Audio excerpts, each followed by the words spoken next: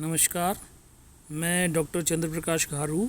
आज हम डिस्कस कर रहे हैं BSc part third organic chemistry की फर्स्ट यूनिट नाभिकीय चुंबकीय अनुनाद स्पेक्ट्रोस्कोपी।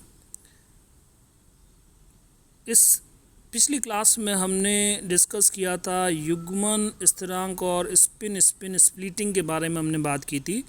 स्प्लिटिंग होने के पश्चात किस तरह से हम देखते हैं कि स्प्लिटिंग हो जाती है और स्प्लिटिंग के बाद में किस तरह से एक सिग्नल जो है वो मल्टीप्लेट के अंदर स्प्लिट हो जाता है।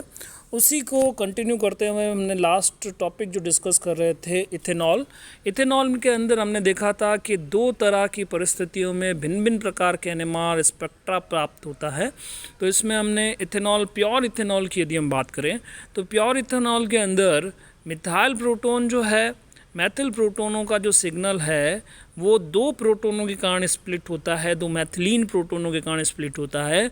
और इस स्प्लिटिंग के कारण N+1 रूल के अकॉर्डिंग एक ट्रिपलेट प्राप्त होता है। इसी तरह से यदि हम हाइड्रोक्सिल प्रोटोन की बात करें तो हाइड्रोक्सिल प्रोटोन भी मैथिलीन प्रोटोनों के कारण स्प्लिट होता है और इस विपाटन के कारण हाइड्रोक्सिल प्रोटोन भी एक ट्रिपलेट सिग्नल देता है N+1 रूल के अकॉर्डिंग। लेकिन यदि हम मैथिलीन प्रोटोन की बात करें तो मैथिलीन प्रोटोन जो है उसके एडजेसेंट मिथाइल प्रोटोन भी प्रेजेंट है और दूसरी ओर यदि हम देखें तो हाइड्रोक्सिल प्रोटोनों के कारण भी स्प्लिटिंग होती है। तो यहाँ पर N+1 रूल एप्लीकेबल नहीं होता। इसकी जगह पर जो रूल होता है वो होता है N+1 इंटू M+1। ये रूल जो है वो लागू होता है N+1 M+1 नियम के अकॉर्डिंग स्प्लिटिंग होती है। तो यहाँ पर N है एक तरफ एडजेसेंट कार्बन पर उपस्थित नॉन इक्विवेलेंट अतुल्य प्रोटोनों की संख्या और M है दूसरा जो कार्बन है उसके ऊपर उपस्थित अतुल्य प्रोटोनों की संख्या। तो यहाँ पे जो हम बात करते हैं कि एथेनॉल, प्योर एथेनॉल के अंदर जो मैथिलीन प्रोटोन है उसकी स्प्लिटिंग मैथिल प्रोटोन के कारण भी हो रही है और हाइड्रोक्सिल प्रोटोन के कारण भी हो रही है। और ये दोनों ही प्रोटोन जो है वो एक जैसे इलेक्ट्रॉनिक एनवायरनमेंट के अंदर प्रेजेंट नहीं है। इस कारण से यहाँ पर N+1 M+1 रूल एप्लीकेबल होगा और इसके अकॉर्डिंग जब स्प्लिटिंग होगी तो यहाँ पर N की वैल्यू 3 है और M की वैल्यू यहाँ पर 1 है। 3 क्यों? 3 मैथिल प्रोटोन प्रेजेंट है। M की वैल्यू 1 क्यों? क्योंकि एक हाइड्रोक्सिल प्रोटोन प्रेजेंट है। तो यहाँ पर 3 + 1 4 इंटू 1 + 1 2, दोनों को मल्टीप्लाई करेंगे 4 into 2 it is equal to 8। यानी कि आपको मैथिलीन प्रोटोन का सिग्नल एक ऑक्टेट के रूप में प्राप्त होगा। तो क्लियर हो जाता है कि जो HA प्रोटोन है, HA प्रोटोन का मीनिंग क्या हुआ? मैथिलीन प्रोटोन। मैथिलीन प्रोटोन का सिग्नल एक ऑक्टेट के रूप में प्राप्त होता है जिसका इंटेंसिटी रेशो जो है आप पास्कल ट्रायंगल के सहायता से प्राप्त कर सकते हैं, जो कि आपको 1:7:21:35:35:21:21 के रूप में प्राप्त होता है। इसी प्रकार से यदि HB प्रोटोनों के सिग्नल की बात करें, HB प्रोटोन यानी कि मैथिल प्रोटोनों का सिग्नल मैथिलीन प्रोटोनों के कारण स्प्लिट हो रहा है, यहाँ पे N+1 रूल एप्लीकेबल होगा और इसके अकॉर्डिंग आपको एक ट्रिपलेट सिग्नल के रूप में प्राप्त होगा। और ट्रिपलेट का intensity ratio again pascal triangle से 1:2:1 के रूप में हमें दिखाई देगा। इसी तरह से हाइड्रोक्सिल प्रोटोन को C से डिनोट किया गया है। HC प्रोटोन का जो सिग्नल है वो मैथिलीन प्रोटोनों के कारण स्प्लिट हो रहा है। यहाँ पर भी N+1 रूल एप्लीकेबल होगा और आपको एक ट्रिपलेट प्राप्त होगा जिसमें पीक का इंटेंसिटी रेशो जो है वो 1:2:1 के रूप में आपको दिखाई देगा। तो इस तरह से आप देखते हैं कि प्योर एथेनॉल जो है उसमें सिग्नल 3 सिग्नल प्राप्त होते हैं। हाइड्रोक्सिल प्रोटोन ट्रिपलेट के रूप में, मैथिलीन प्रोटोन ऑक्टेट के रूप में और मैथिल प्रोटोन अगेन ट्रिपलेट के रूप में दिखाई देता है। तो इस तरह से हम प्योर इथेनॉल के NMR स्पेक्ट्रा जो है उसका इंटरप्रिटेशन कर सकते हैं। नेक्स्ट हम देखते हैं यदि एक्वस एथेनॉल है तो वहाँ पे एक कॉन्सेप्ट हमको यहाँ पर दिखाई देगा जो कि हम डिस्कस करेंगे, वो है रासायनिक विनिमय, केमिकल एक्सचेंज और प्रोटोन एक्सचेंज या प्रोटोन विनिमय। क्या होता है? तो इसमें एक रिएक्शन यहाँ पे हमने शो की है जिसके अंदर जो हाइड्रोक्सिल प्रोटोन है एथेनॉल का उसको He इथेनॉल का है, इसका आंसर He के द्वारा डिनोट किया गया है।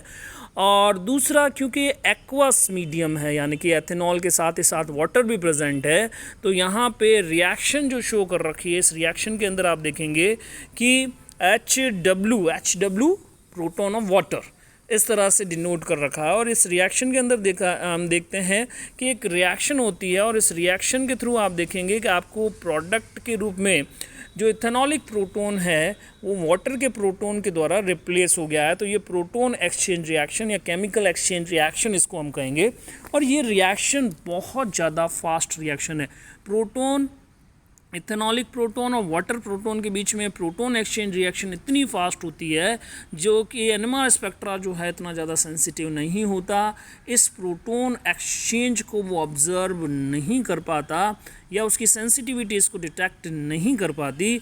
इस कारण से हम देखते हैं कि जो हाइड्रोक्सिल प्रोटोन के कारण स्प्लिटिंग हो रही थी मैथिलीन प्रोटोनों की, वो स्प्लिटिंग आपको एक्वस मीडियम के अंदर दिखाई नहीं देगी। यहाँ पे इतना फास्ट ट्रम्बलिंग होती है, इतनी फास्ट एक्सचेंज रिएक्शन होती है कि जो हाइड्रोक्सिल प्रोटोन है वो जो है मैथिलीन प्रोटोनों को स्प्लिट नहीं कर पाता। इसी प्रकार खुद हाइड्रोक्सिल प्रोटोन जो है वो मैथिलीन प्रोटोनों के द्वारा स्प्लिट नहीं होता। तो यहाँ पे पूरा जो स्प्लिटिंग पैटर्न है वो एक्वस मीडियम के अंदर पूरी तरह से चेंज हो जाता है। जो मैथिलीन प्रोटोनों का ऑक्टेट प्राप्त हो रहा था वो ऑक्टेट अब आपको यहाँ पे दिखाई नहीं देगा। मैथिलीन प्रोटोनों के लिए जो रूल आपके लिए एप्लीकेबल था प्योर एथेनॉल के केस में वो था N+1 एंड M+1, लेकिन वो रूल अब यहाँ पर एप्लीकेबल नहीं होगा। सिंपली N+1 रूल के अकॉर्डिंग आपको स्प्लिटिंग पैटर्न जो है वो दिखाई देगा। तो यहाँ पे अगेन अपन देखते हैं कि मैथिलीन प्रोटोन का स्प्लिटिंग की यदि हम बात करें, मैथिल प्रोटोन जो कि HA के द्वारा यहाँ पे डिनोट किया गया है, मैथिल प्रोटोनों की जो स्प्लिटिंग है वो N+1 रूल के अकॉर्डिंग यहाँ पर मैथिल प्रोटोनों का सिग्नल जो है वो दो मैथिलीन प्रोटोनों के द्वारा स्प्लिट हो रहा है। इस कारण से 2+1 यानी कि आपको एक ट्रिपलेट दिखाई देगा। इस ट्रिपलेट का इंटेंसिटी रेशो आप 1+x raise to power 2 that is ये 1+x रेज़ टू पावर 2, यहाँ 3 नहीं होगा 2 होगा। तो उसके अकॉर्डिंग आपको जो इंटेंसिटी रेशो मिलेगा पास्कल ट्रायंगल से भी आप निकाल सकते हैं 1:2:1। इसी तरह से HB यहाँ पे मैथिलीन प्रोटोनों को इंडिकेट कर रखा है। और यहाँ पर जो रूल एप्लीकेबल था प्योर एथेनॉल के केस में वो यहाँ पर एप्लीकेबल नहीं होकर सिंपली N+1 रूल के अकॉर्डिंग स्प्लिटिंग होगी। और N की वैल्यू यानी कि केवल और केवल मैथिलीन प्रोटोन की स्प्लिटिंग मिथाइल प्रोटोनों के कारण ही होगी। हाइड्रोक्सिल प्रोटोन क्योंकि वहाँ पे फास्ट ट्रम्बलिंग या फास्ट एक्सचेंज रिएक्शन के कारण वो स्प्लिटिंग जो है वो आपको दिखाई यहाँ पे नहीं देगी। तो इसको आप आसानी से देख सकते हैं कि यहाँ पे आपको 3+1 एक क्वार्टरेट जो ऑक्टेट प्राप्त हो रहा था वो एक्वस मीडियम में आपको एक क्वार्टरेट के रूप में दिखाई देगा। क्वार्टरेट का intensity ratio 1+x raise to power 3 या 4 नहीं होकर क्या होगा 1+x रेज़ टू पावर 3 होगा। और उसको जब हम सॉल्व करेंगे तो इंटेंसिटी रेशो 1:3:3:1 के रूप में आपको प्राप्त होगा एक क्वार्टरेट, और उसका इंटेंसिटी रेशो जो है वो यहाँ पे इंडिकेट कर रखा। हाइड्रोक्सिल प्रोटोन की स्प्लिटिंग नहीं होगी। हाइड्रोक्सिल प्रोटोन जो है वो एक सिंगलेट के रूप में आपको दिखाई देगा। तो इस तरह से आप देखते हैं कि सिग्नल जो है किस तरह से स्प्लिट होता है और केमिकल एक्सचेंज रिएक्शन या प्रोटोन एक्सचेंज रिएक्शन क्या है उसको हम आसानी से एथेनॉल के एग्जाम्पल के थ्रू एक्सप्लेन कर सकते हैं। और यही एग्जाम्पल जो है आपके सिलेबस में भी प्रेजेंट है। इस एग्जाम्पल की सहायता से आप केमिकल एक्सचेंज या प्रोटोन एक्सचेंज NMR स्पेक्ट्रा के अंदर एक्सप्लेन कर सकते हैं। इसी तरह से हम बात करते हैं, अगला कुछ और एग्जांपल है, स्प्लिटिंग पैटर्न्स जो है वो दिखा रखे हैं। तो हम बात करते हैं एथिल एसीटेट। एथिल एसीटेट के अंदर यदि हम देखें तो वहाँ पर भी HA, HB, HC 3 तरह के प्रोटॉन सिग्नल आपको प्राप्त होंगे। और यहाँ पे आप देखेंगे जो कार्बोनाइल समूह के साथ में जो HC प्रोटॉन, जो मैथिल प्रोटॉन है, उसके अंदर स्प्लिटिंग नहीं होगी क्योंकि इसके एडजेसेंट कोई भी नॉन इक्विवेलेंट प्रोटॉन प्रेजेंट नहीं है। लेकिन स्प्लिटिंग जो है वो इथाइल ग्रुप जो प्रेजेंट है वहाँ पर आपको स्प्लिटिंग पैटर्न देखने को मिलेगा। यहाँ पे HA जो कि मैथिल प्रोटोनों को इंडिकेट कर रहा है, वो 2 मैथिलीन प्रोटोनों के कारण यहाँ पे एक ट्रिपलेट के अंदर स्प्लिट होगा।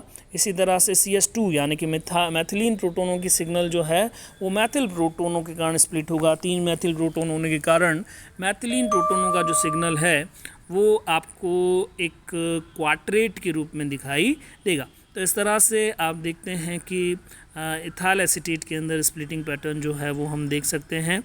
इसी तरह से यदि हम टोलुइन की बात करें तो टोलुइन के अंदर जैसे कि हम पहले ही कह चुके हैं कि जो सिग्नल है वो 2 तरह के सिग्नल प्राप्त होते हैं। एक सिग्नल मिथाइल प्रोटोन के कारण प्राप्त होता है, दूसरा सिग्नल जो है वो एरोमेटिक प्रोटोनों का होता है। बेंजीन रिंग के साथ जो प्रोटोन अटैच्ड है उसके कारण आपको एक सिग्नल दिखाई देता है। तो इस तरह से आप देखते हैं कि ये जो 5 प्रोटोन है उनके एडजेसेंट कोई भी एडजेसेंट कार्बन के ऊपर मिथाइल ग्रुप जुड़ा हुआ है, यानी कि वहाँ पे हाइड्रोजन प्रेजेंट नहीं है, प्रोटोन प्रेजेंट नहीं है, नॉन इक्विवेलेंट प्रोटोन एब्सेंट होने के कारण ये 5 जो एरोमेटिक प्रोटोन है जो 7 के अराउंड अपनी पीक देते हैं वो एक सिंगलेट के रूप में आपको दिखाई देते हैं। इसी तरह से मिथाइल प्रोटोनों का सिग्नल भी आपको जो है वो हायर फील्ड के अंदर एक सिंपली एक सिंगलेट के रूप में दिखाई देता है। यहाँ पे किसी तरह की स्प्लिटिंग जो है वो आपको दिखाई नहीं देती। नाइट्रोबेंजीन की यदि हम बात करें तो नाइट्रोबेंजीन जैसा कि आप जानते हैं कि ऑर्थो, मेटा और पैरा पोजीशन पे जो प्रोटॉन होते हैं वो उनका इलेक्ट्रॉनिक वातावरण जो है वो चेंज हो जाता है। इस कारण से यहाँ पे 3 प्रकार के सिग्नल ऑर्थो प्रोटॉन के कारण, मेटा प्रोटॉन के कारण और पैरा प्रोटॉन के कारण दिखाई देते हैं।